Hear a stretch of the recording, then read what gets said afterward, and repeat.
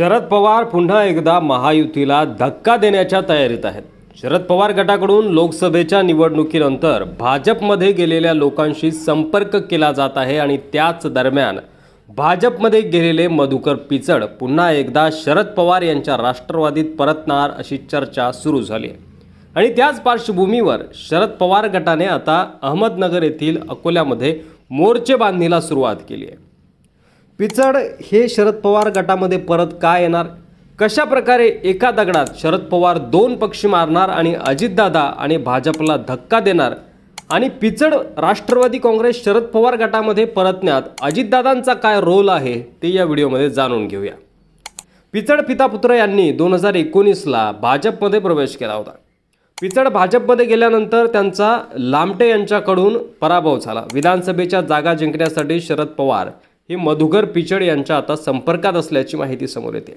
या आठवड्यात शरद पवार अकोल्याचा दौरा करणार आहेत। मधुकर पिचड आणि त्यांचे चिरंजीव माजी आमदार वैभव पिचड यांनी 2019 मध्ये भारतीय जनता पार्टीमध्ये प्रवेश केला होता। त्यानंतर झालेल्या विधानसभा निवडणुकीत वैभव पिचड यांचा पराभव झाला, तर राष्ट्रवादी काँग्रेसचे डॉक्टर किरण लामटे यांचा विजय झाला।